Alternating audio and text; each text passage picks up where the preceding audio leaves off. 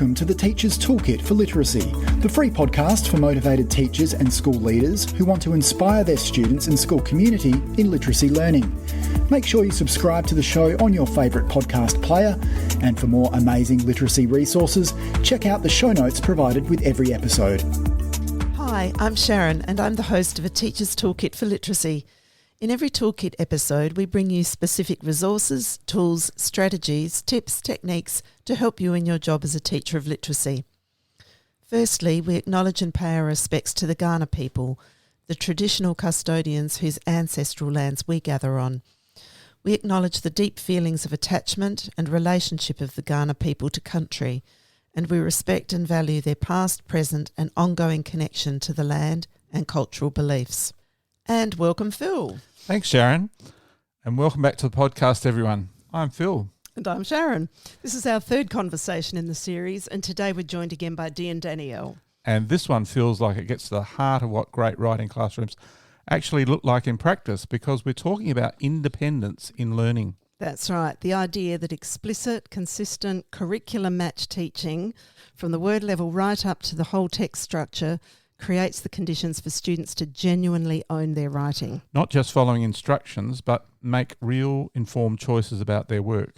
And once again, we'll be hearing from students, 3 students this time, Jackson, Lil and Lucas, which I always think is the most grounding part of any of these conversations. Kids have a way of cutting straight to what's actually happening in a classroom, and what's striking across all 3 of these interviews is just how clearly these students can articulate their growth. Exactly. They're not just saying, my writing is better, they're naming specific things. Sentence structure, descriptive language, show don't tell. They know exactly what they're working on and why. And all 3 of them independently point to editing as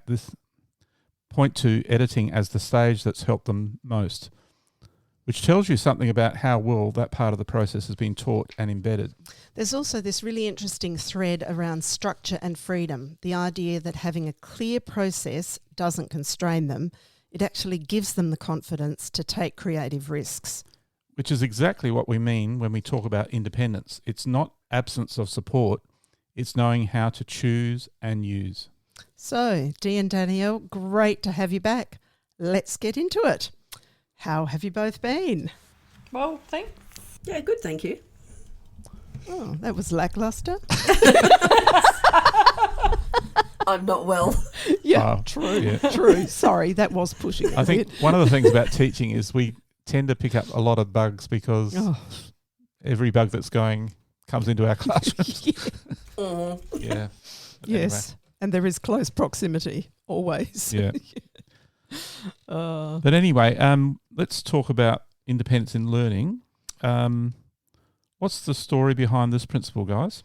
Oh, well, actually... Well, do you want us to go through the reading of the pillar? Yes, Yeah, indeed. yeah. That's how we've started each of these. And this is this, incredible thought processing and summarising and gathering that you've done in these 5 pillars. So we're up to number 3, independence in learning.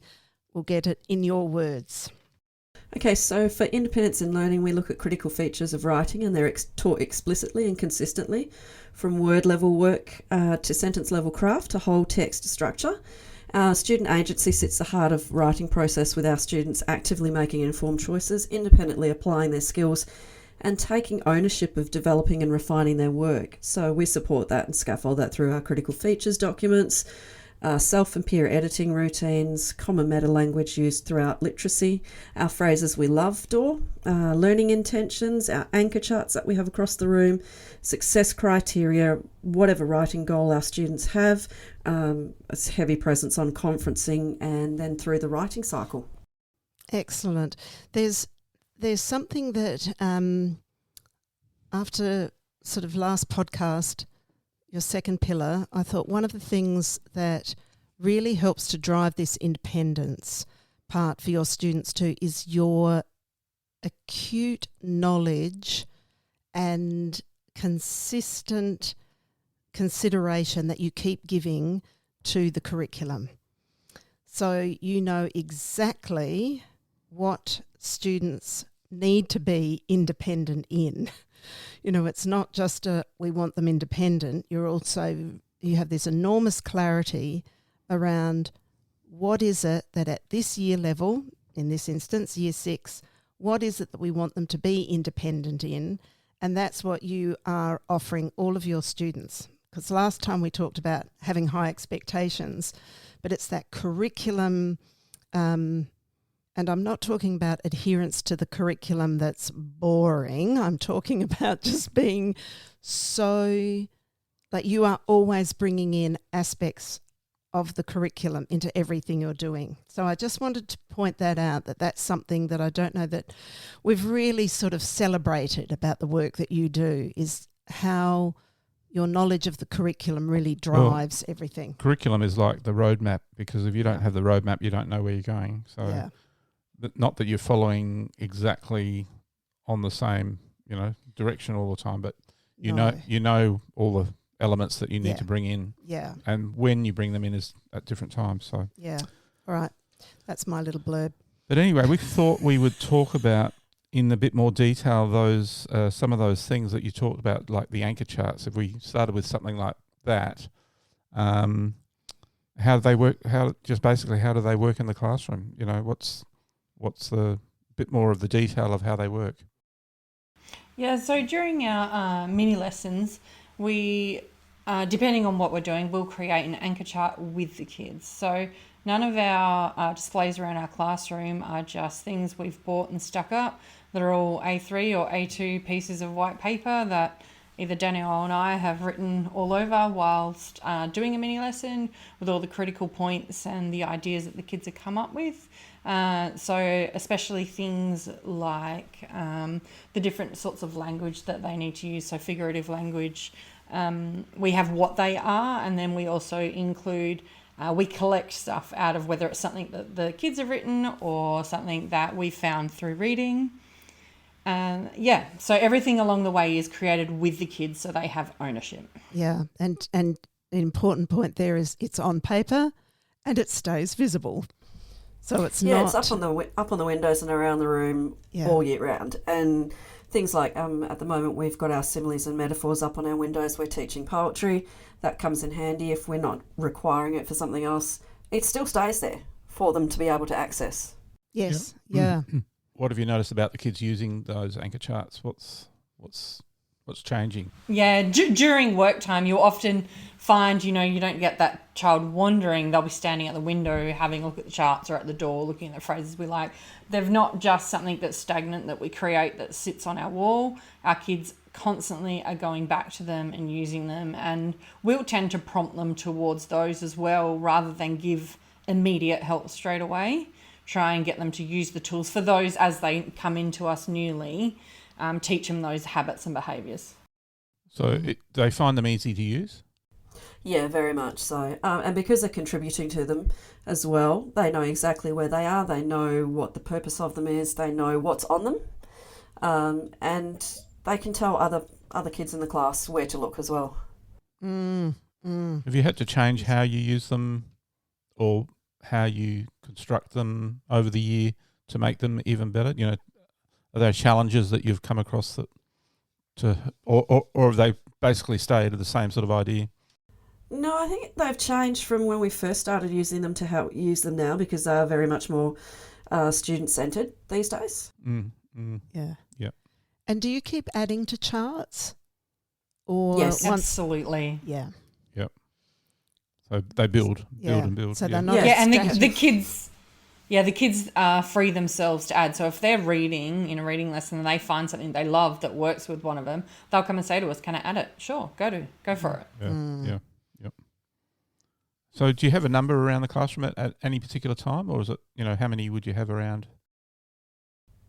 We've got a few. It depends. Depends on what you're doing. Yeah, it depends on what we're doing, and depends on what they need to focus on as well. If we've noticed a point of need, then that's immediately going to become part of an anchor chart.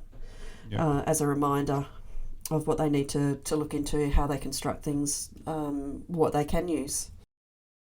Yep. And so anything else to ask about or talk about with anchor charts, do you think? Or are we there, covered it? I think you've asked all the questions.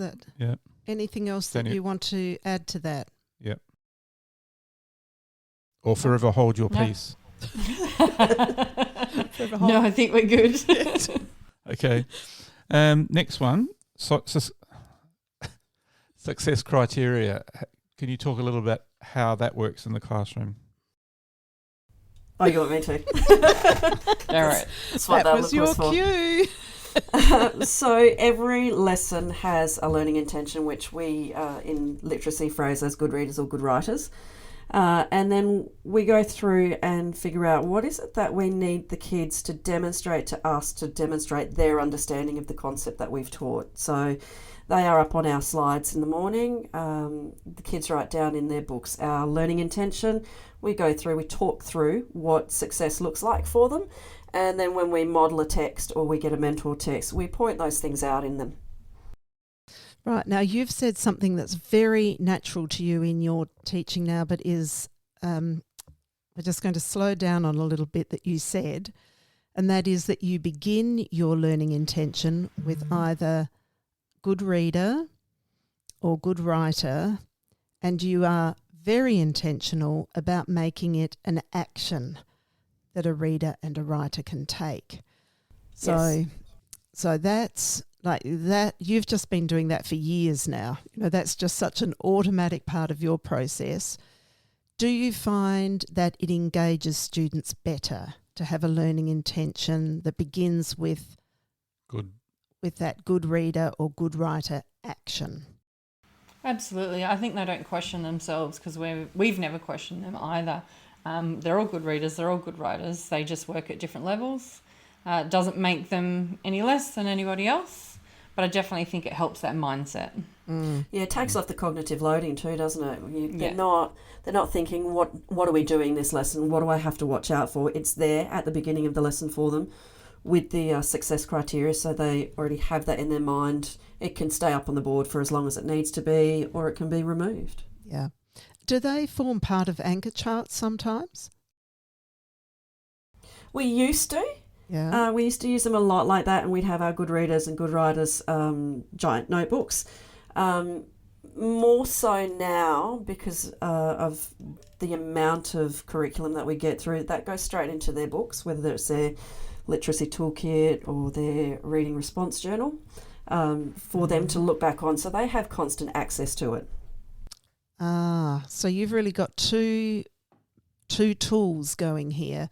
You've got the classroom wall tools, so those anchor charts as really collections, building and, continual addition, but references. But then they also have in there either their toolkit book or their response book, their reader's response book.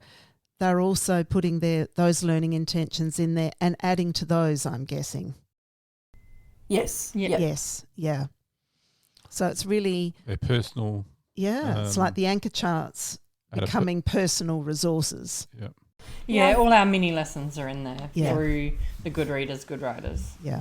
And I think that worked better for us with sixes because we do cover so much. They have access to it at any point in time, and it allows for those kids who are excelling to go back and have a look at the things they need to look at. It allows our emerging writers and our emerging readers to look at what they need to without feeling that pressure of, oh gosh, I've got to go up to the front of the classroom and have a look at a chart. It's all at their hand. Yes, yeah. Can you give an example of how you actually construct success criteria? Where do you get it from? What are you thinking, and how are you working it out together? We normally start with our learning intention. So we write the what and the why, so what we want them to achieve it and why we're doing it. And you're getting that from the curriculum? Yep, from the curriculum and from the purpose of the text that we're creating, at which point we're at, whatever part we need. Yeah. And then from there, we normally have a bit of a chat and decide, okay, what are the little bits and pieces that we need these guys to achieve to be able to say, yes, I have achieved that good readers or good writers. And is that tricky, doing those little steps? It used to be. Yeah, I think when we were sort of getting our head around it, it was. But these days, it's pretty automatic. Right. Yeah. Do you use any aids to help you, like any other resources, or it just comes to you? Because you're so brilliant. That's funny. Two brains are better than one. Yeah, and exactly that. Like, quite often the ideas bounce from each other, or it'll start with one scattered idea, and that refinement process. It's like like Lennon and McCartney making up a song together. Yes. Who's Lennon? Who's McCartney? You can do all the talk. You can do all the partners pairings now. And I guess the other thing that you're using, I mean, you're using students. You're using what you're noticing about students to know what it is. Yeah. That you are what they need. I think you said that before. It's looking at what they need and going, right, this is what's going to move them along for that, or we know that this is the next step for, but it's always finding that entry point for everybody of this is where everybody's got a space to come into and go from there. Definitely our point of need. And when we get our cold tasks at the beginning of a unit, that's often a place that we start where we look at what's the first thing we need to teach so that we can get these kids doing whatever the unit is. Yes. So, very much point of need. Yep. Yeah. As you've got better at that learning intention, success criteria work, it's gradually, I suppose it's been over years now. Has that sort of got to a better place over the time that you've got better at it? Yeah, absolutely. It was a lot more researched and intention behind it when we first started out. Now, we pretty much know what we want, where we're going, exactly where our kids are at, which is a huge thing to be able to do it. And again, like Danielle said with the cold task, we kind of look at those big chunks that our class as a whole is missing. More refinement for the masterclass when you get that small group and the little bits and pieces that we tend to refine that way. Yeah, and that's real testament to the noticing that you're doing all the time, that drives that, noticing what students are doing, that is also, continues to keep driving those learning intentions and refining them. So... Yeah, I think you have to be switched on about what your kids need all the time. Yeah. I don't think you can let up on that. I think you have to be 100% aware 100% of the time because all of the kids are at different stages. Yeah. And you've got, for us, it's 28 kids this year, and we've got to be gearing every lesson to hit something for every kid. Yeah. And like you said, to start with, it was hard. And I think, that's the honest truth, isn't it? That it is hard to be doing that. It wasn't an easy process. No. But here you are, still smiling. Sometimes. But I suppose all the time. All the time, yeah. I suppose one of the big challenges is when you have a new cohort for a different year and the kids are all different and you're starting off that they don't know any of this stuff, but also it's a whole new mixture of kids in there that are different to the kids that you had last year. I suppose that's the spanner in the works sometimes. Oh, and it can be a really big spanner as well. And sitting down, doing things, we often have to stop and say to each other, I've got to remember it's this year's kids. It's not last year's kids and it's not last year's kids where they ended up. Yeah. It is a whole new cohort with a whole new area of need that maybe last year didn't have. So we're mixing things up and trying to figure out how do we get to these kids to get them where we need them to be. Yeah. And that, folks, is the real art and craft of teaching. Yeah. Exactly what you've said. It's what do these children in front of me this year need? And that's why teaching is we're always going to be learners. We have to learn because all our kids are always going to be different. It's never going to be the same. Yeah. So you can't have, it's not like a scientist having a controlled experiment. It's going to change all the time. So, and we do too. We mix up a lot of the stuff that we're teaching. We decide, we've done the text innovation that way last year, and the year before we did it that way. Let's do something else next year. Yeah. That's what I love about, when we plan together. I always love that. You go, we've done that. It's like, boring. We've done that. Because we can't help ourselves. Yeah, and you are always growing with that. It's exploring new texts, it's exploring new forms of writing, it's exploring, you're really stretching yourselves continually to keep stretching your children. And I think the other thing people have got to realise when they hear these 3 kids speak, it's at the end of the year, it's December of that year, and they've come a long way in the journey, haven't they? So, where you are now in May of this year is different to where you were with those kids in December. Yeah, absolutely. Yeah. Hugely. Yeah. Scaringly. Yep. No, but that's the reality, isn't it? Yeah, that's just the way it goes. That's where we all sit. You know, we all think, are we going to get there this year, with this group of children, or are we? So in that, we talked about success criteria and learning intentions, and they're sort of connected. But another aspect was shared meta-language, Sharon? Yeah. Yeah. No, ask Dee and Danielle. Yeah, I am. Dee and Danielle, do you want to talk a little bit about shared meta-language and how that works in the classroom? Yeah, we don't change the language for the kids. What it is what it is. We spend the time teaching them what it is, how to use it, what it means. I think that gives them a bit more of the ability to explain themselves and know and understand what's going wrong, especially through editing. If they understand the language, they've got half a chance of fixing it. Yes. So can you give an example of what you mean by meta language? Like what are you talking about? She's looking at me. Okay, so if we're talking about the introduction of a story, we don't often call it the introduction. We call it the exposition or the orientation, and we expect the students to talk about it like that. When we go through editing, we have a whole section that we usually talk about cohesion with them. So we've gone and explicitly taught them what cohesion means, what it should look like within a narrative or within a poem, within whatever text it is that they're writing.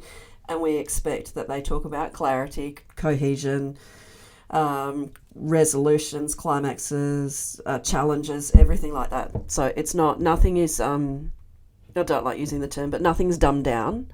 So it's the official language of the writing process. Yes. Yeah. And reading as well. We talk about audience and tone and purpose. So. Yeah.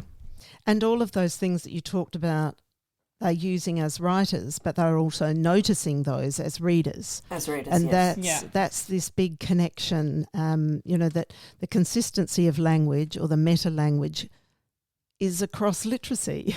It's across all areas. And so that's the power of it, is being able to not only use it, but notice it. Yes. So how have you noticed it helping with the kids? Well, I guess because we've taught them this language, because we have worked everything in so that reading and writing integrate, our kids are more willing to try things. They're more willing to take creative risks and crafting risks when they write. Yeah. Their editing has improved because they know what they're dealing with. And they can use that language when they do peer editing. They can say, your cohesion is a bit dodgy in this section. I have no idea what you were talking about. Do you? And that's often the thing when they go, no, I have no idea what I wrote that. I'm like, well, if you don't have an idea, your reader won't either. So the language is like a reference point for them to know their shared experiences of how writing goes. If they didn't have those names, they'd be a bit more lost. Is that the idea of it? Yeah, I think so. Yeah. And it also helps, like, all of the kids in our class, regardless of ability, regardless of what their entry point is, regardless of any exposure that they've had to text prior to coming to us, know that they're all on an even footing because they can all talk about it the same way. Yeah. Yep. Yeah. It's very inclusive. Yep. Yeah. That's what the language is doing, it's very, you spend the beginning of the year with that, building a community of readers and writers, and that's all of these are elements of doing that very thing. The language is one part of that community building. Everybody's in. And I think it's I think it's important to say too that goes across all of our learning areas. We have vocabulary slides in HASS and in science and in everything else that we teach, so that we are teaching meta language across the curriculum. Okay. Yeah. Yeah, that's Yeah. good. Yeah. And you're building it up as time goes on. You're adding more and more as you go. Yes, yeah. Yeah. That's important. And any challenges about trying to use the meta language? Is it challenging at times, or? I wouldn't say it's challenging. I'd say it's just we need to make sure we use it all the time, that repetition, to make sure, because quite often by the time they get to us, they've been given a simpler term for that exact thing. So they already know what it is, but it's just attaching the actual language to it. And you have to reinforce that, I suppose. Yeah. And do you think that actually attaching the language gives them a better understanding of the meaning? Yeah, I think it does. I think it all goes towards agency and power. And kids, if they know what the language is of whatever you're doing, whether it's reading or writing, they have that power to be able to talk about things. They sound educated to themselves. They sound educated to other people. They learn the context of it. They learn the concepts involved with it as well. Yeah. And I suppose the deepness of the meaning would improve over time. I mean, they might have a superficial level of meaning, of understanding of the meaning of something, may become deeper as time goes on, as they do their work, as they do their writing. And I'm just going to say, I remember seeing in your class, how that works, because you are using language across, not just this meta language. You're using it across subject areas and across literacy itself. I think your students really, I've been blown away by some of the things your children say, in class, because they can articulate. It's not just a regurgitation of, I can use that word to say, this, I can talk about cohesion. They don't just talk about cohesion. They can show you how they've used it and where they've noticed it.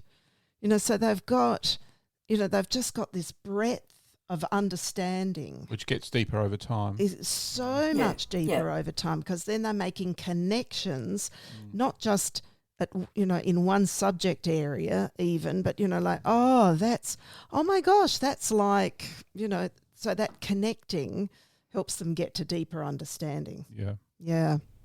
Yeah. Any other things to say about the meta language? I mean, let's cover. What do the kids think of it? I think it kind of empowers them, because they don't feel like things have, exactly like Danielle said, been dumbed down for them. They get the correct terms, and they feel empowered by being able to use it and understand it.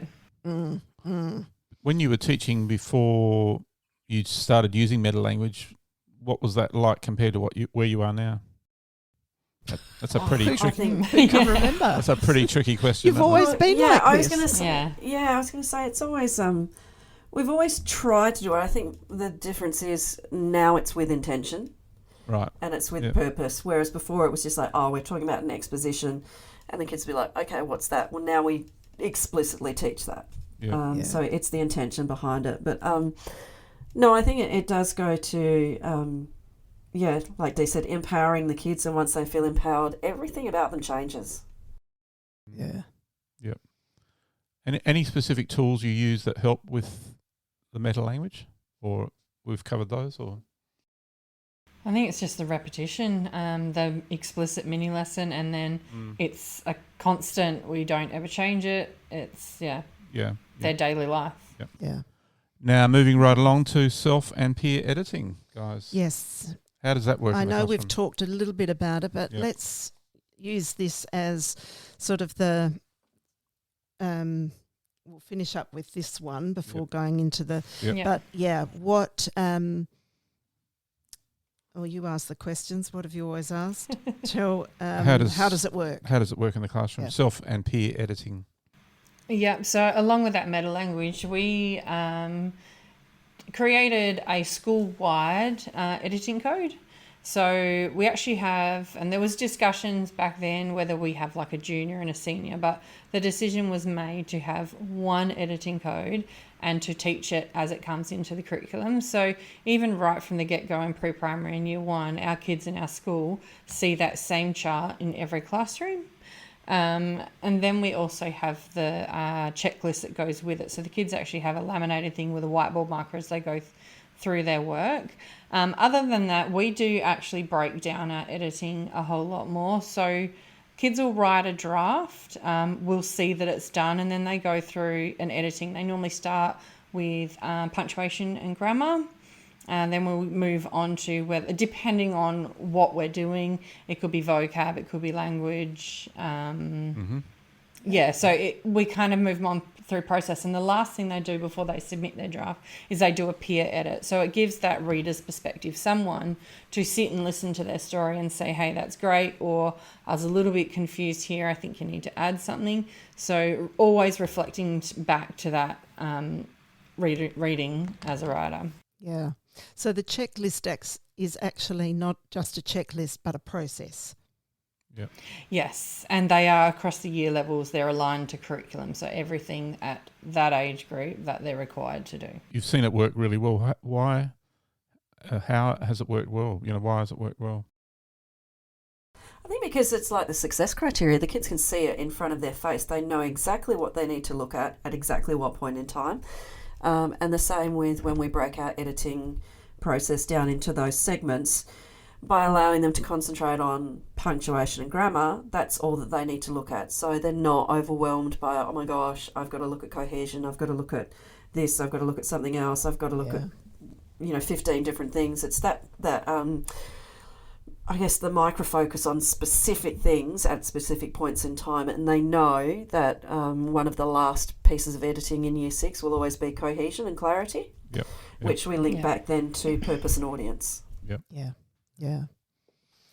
And have there been challenges in getting this better as time has gone on? I guess actually getting people to use it.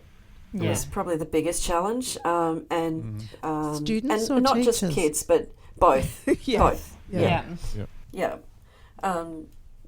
People look at it and think, oh, it's another tool that we've got to use, but it's wickedly helpful, and also getting people to make sure that they know all the different parts of the editing code and the checklist as well.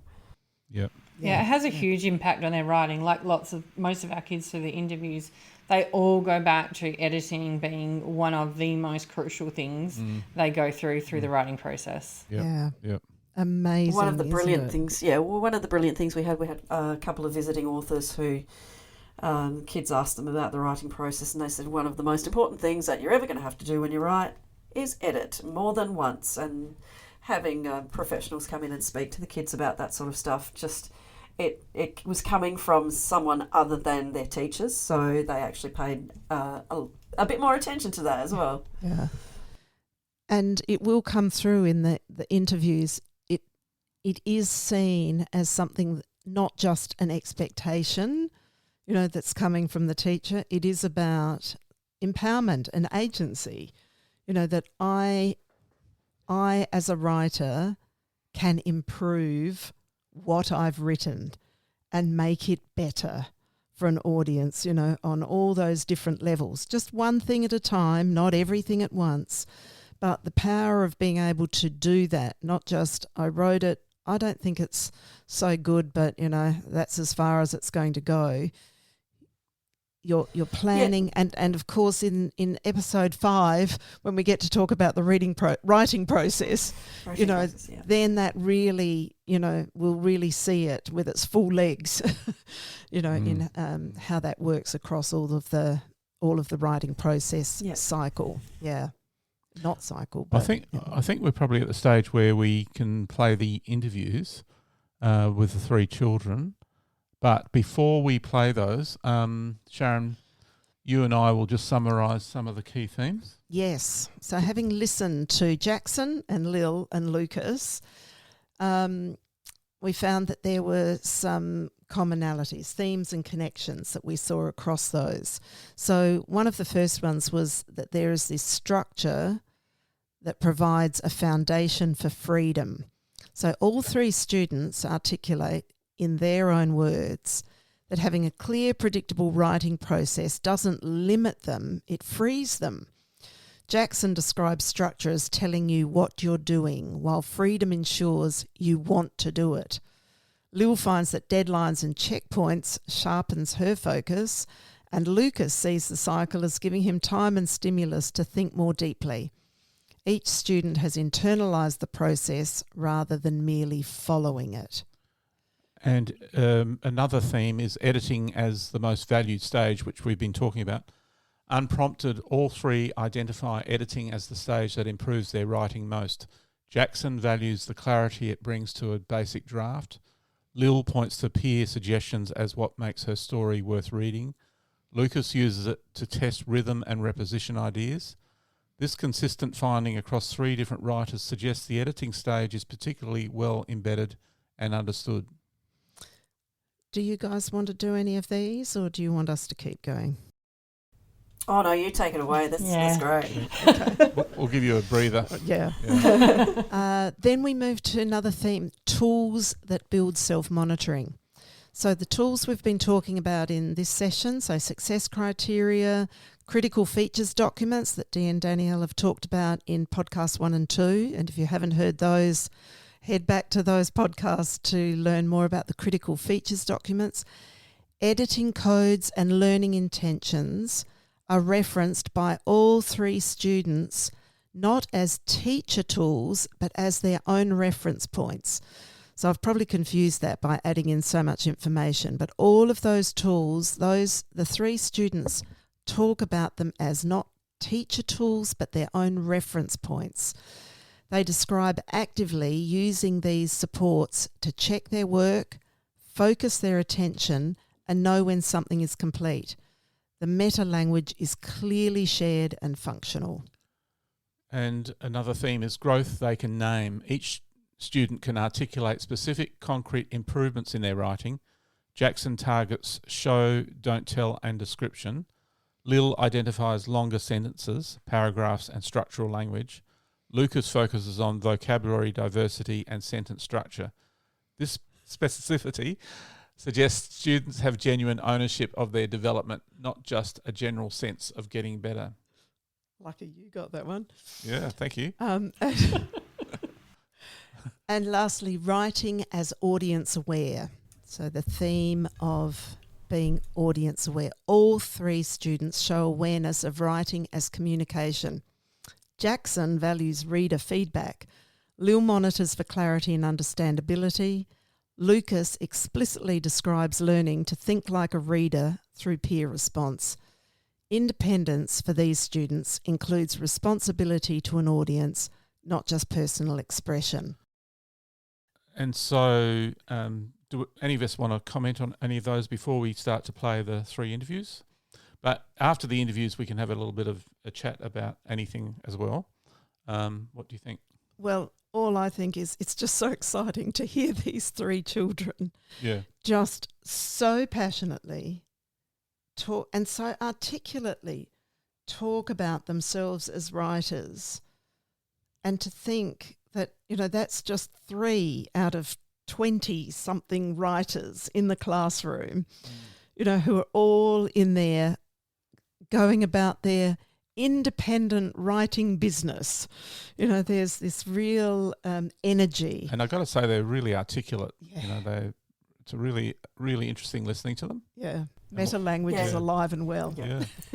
Jackson and Lucas were probably 2 of our stronger writers that year, and Lil worked her butt off to improve from where she started at the beginning of the year to where she was when we did that interview. Her writing just drastically changed. She took, I think, probably some of the biggest steps You've seen of all of our kids last year that we had actually seen. Yeah, that's fantastic. This is nice, having that little bit of background. I know you introduced us to Riley and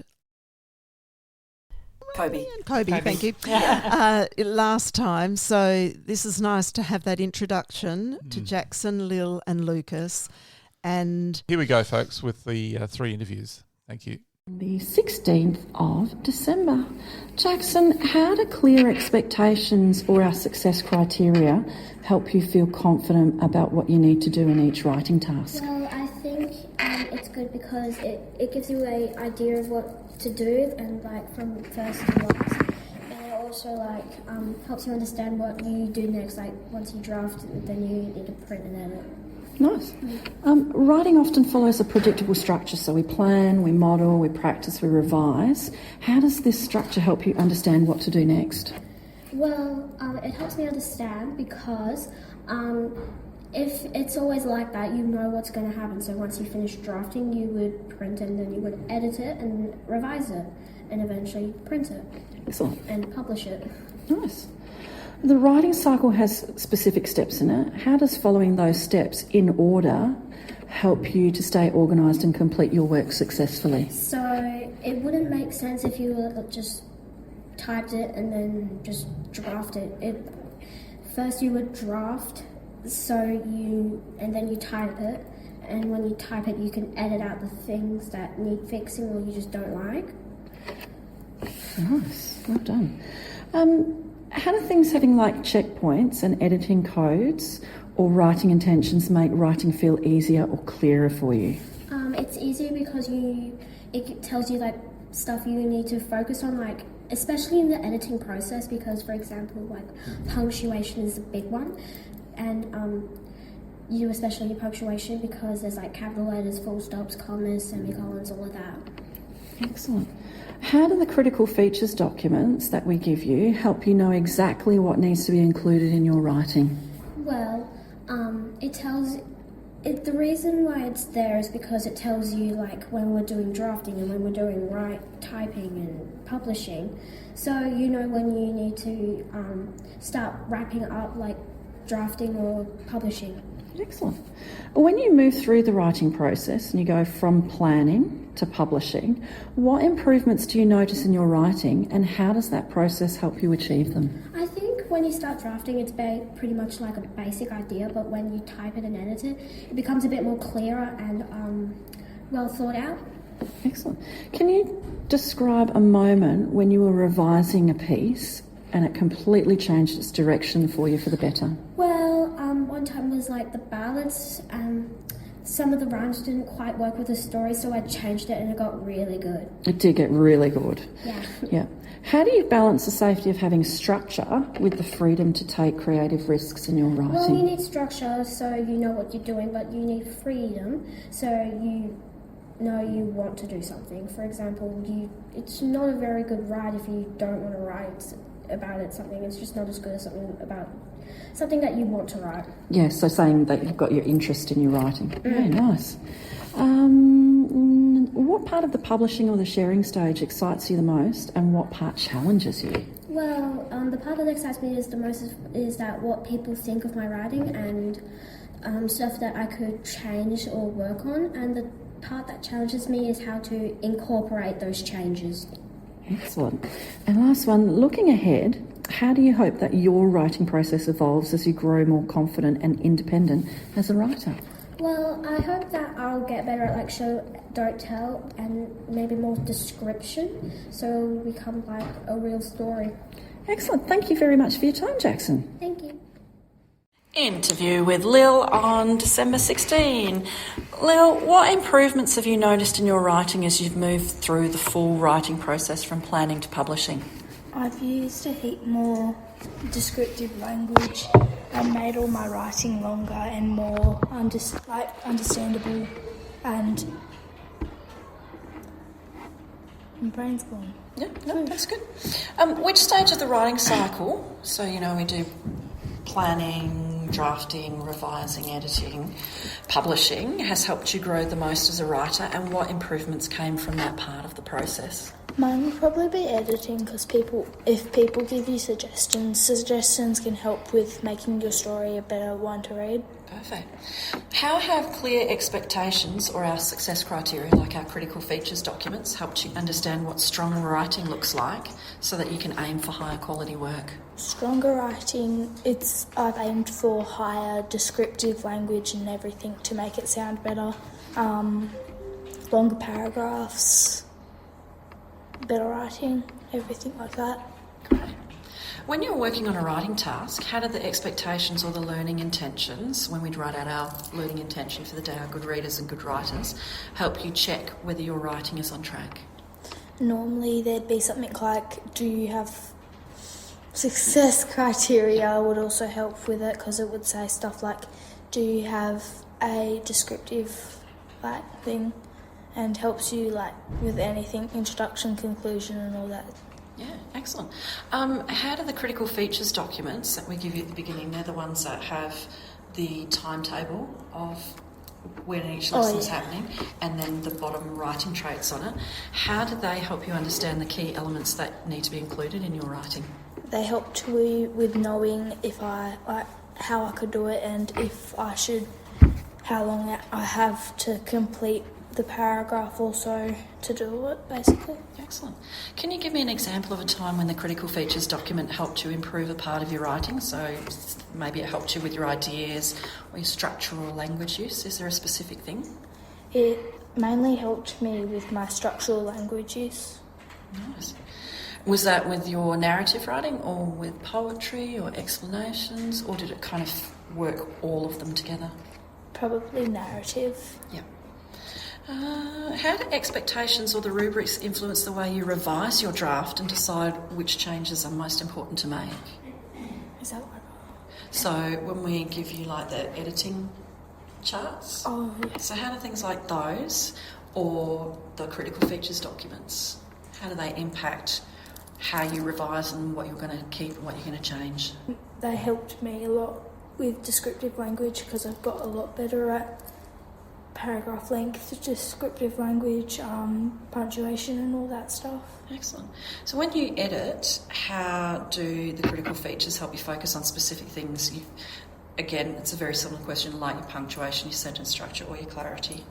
Mine helped with sentence structure mainly. Yeah. So looking back on your earlier pieces of writing, because you've had massive improvement in your writing, what improvements can you see now that came from following that writing process more closely and using those documents? I've noticed that I've used a heap more, what have I changed, how have I changed?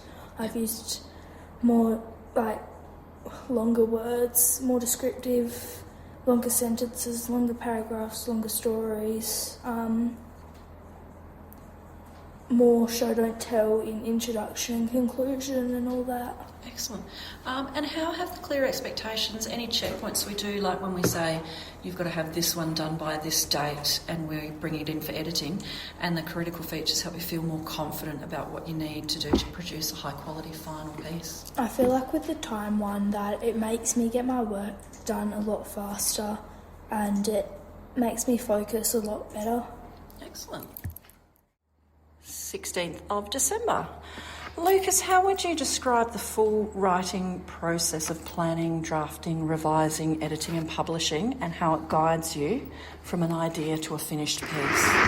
Usually takes a while, about 4 to 6 weeks, but it's usually worth it. Splitting it up helps me provide better work to the teachers, and it helps me to work on one piece at a time without having to deal with the next. It also helps when I brainstorm, I can put all my ideas onto a page and then I can put them together and make it work. Awesome. You're a strong writer, so even as a strong writer, what do you think makes this structured process effective for improving your work? It gives me new ideas and time to think them through, so that I can make myself think more and get myself stimulated to write. Excellent. How does planning, using things like the learning intentions, vocabulary, anchor charts, help you refine your ideas before you start drafting? It gives me more ideas to add to my own, so that my story can still be down to earth and have weird things about it. Nice. What kinds of writing goals do you set for yourself, and how do these goals push you to improve or try new things as a writer? I like to set goals to do with my vocab or sentence structure, as I can make my sentences more diverse and different with the new vocab I learn. Excellent. Which stage of the writing cycle helps you improve your writing the most, and what specific improvements do you notice when you focus on that stage? I find that editing helps me improve my writing the most, as I can try new things and fix my draft, And I find sentence problems and spelling errors the most. Nice. How does word work, when we do vocab studies or spelling patterns or morphology, support your writing and help you make more precise or effective language choices? It isn't all words to use, so, and the knowledge around them. So when I go to write a sentence, I can switch out the words I would usually use and add more diverse and different words to make a simple sentence sound so different to what a normal sentence should sound. Awesome. Question 7. As someone who already writes well, what do you look for during revision that helps you lift the quality of your writing even further? I look for my sentence structures. That is one of my prime problems with writing, and I find that it lifts my work with the sentence structure. I might find that something doesn't work at the bottom, so I might move it to the middle or top. Excellent. How does the editing stage help polish your work so that it reads clearly and smoothly, even when your first drafts are already pretty strong? It lets me go back and read it so that I can make sure everything is in the right spot. I know that it's right when it can roll off of my tongue. Nice. How does feedback from your peers and teachers help you make small adjustments that strengthen your writing? It lets me listen to what other people have to say about my work so that I can make it sound better for other listeners and audiences. Does it give you that opportunity then to think like a reader? Yes. Awesome. And your last one, thinking about all the routines, so planning, word work, our expectations, revising and editing, how have they supported you in becoming an even stronger, more thoughtful writer? They make me stronger so I can listen out and find better things about my work. It also helps me to compare my work to other books I've read and find out how the structure and vocab sound together and differently. Thank you very much, Lucas. And welcome back. Here we are. And what did you think, Sharon? We've already covered that sort of thing. Yeah.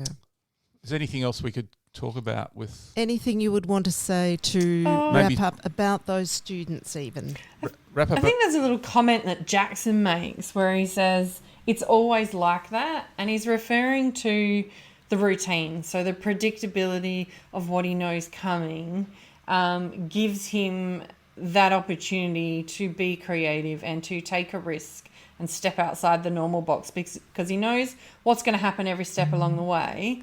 It just allows him that lesser cognitive load to work on his craft. And that's an amazing place to get to, isn't it?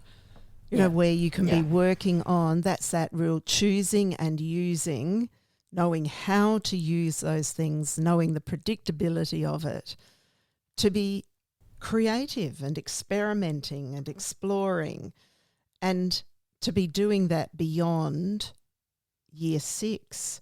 Like, they're going to take that with them. You know, they've taken it with them. It's certainly going to make them powerful writers for high school, for sure. Like, incredible. Yeah, it's a sort of a juxtaposition, isn't it, when you think about structure actually creating freedom. But knowing exactly what happens and when it happens just allows them to work on their creativity and their crafting rather than what comes next. Yeah. Yeah. It's an entirely different freedom that they have. Yeah. And so, with that, I think we can wrap up our session here and on independence in learning. And so, thank you everyone for being with us today and listening to our podcast and about independence in learning. Yes, and thank you, Dee and Danielle, for all your amazing work. Yeah. and to the students. Yes, yeah. And for not only, you know, we're recording this in May of 2026, and you know, this has been collected. Like, Dee and Danielle spent an incredibly rich time at the end of last year collecting these interviews and collecting student work. You have been doing that, very generous in giving us access to, you know, the thinking that you're doing, the tools, the routines that you set up to really create effective writers. And I'd like just to say it's a culmination of a number of years, isn't it, of work, really? Yeah, definitely. Yeah. But you've used last year as an example of where you've got to. Yeah, very much so. I think last year was a standout year for us, I think, in terms of the cohort work we had and their willingness to take everything on board. Yep. Yeah, it's pretty amazing to showcase. And amazing that we've been able to capture it. Yeah. I think it's really terrific. Pretty unique. And I think, Danielle, you've had some good feedback from a teacher colleague or I have, yes. Someone I went to school with who is also a teacher and is a teacher within our region messaged me on Facebook and said, hey, any chance that you've got like maybe a persuasive coming out and a narrative coming out for the units? I've just gone and picked up the units that you've got in your 5 pillars, and just what I've seen so far makes so much more sense to me than dealing with what I have to deal with in terms of the programs we're using. And she is teaching a year 4, 5, 6 class, so she's got 3 years across hers, and is eagerly awaiting our other unit drop. So it's getting out there, and people are seeing the benefit of it, which is awesome. And I must tell our audience, I've been trying to think of a way we can show your photos of samples of what's happening in the classroom, and what we're going to come up with is a PowerPoint that will convert into a PDF that showcases those photos, and have that on Teachific as well. So that will be in context to connected to each podcast. But that will have to come a bit later. But watch out for those in the show notes, everyone. Yep. Fantastic. Okay. Thank you everyone. So much, Dee and Danielle, and everyone. Thank you. Thank you. Listeners. And thank you everyone for being with us. And bye for now. Bye. Thanks for listening to the podcast. To make sure you don't miss any literacy learning tips and insights, please subscribe to our show on your favourite podcast player. At Q Learning, our literacy specialists draw on over 30 years of teaching and international consulting experience to deliver world-class learning solutions. We equip, empower and support teachers to become their authentic selves. To find out about upcoming webinars and about how Q can help you and your school, visit qlearning.com.au. And you can get even more amazing teaching resources right now at teachific.com.au. Stay tuned.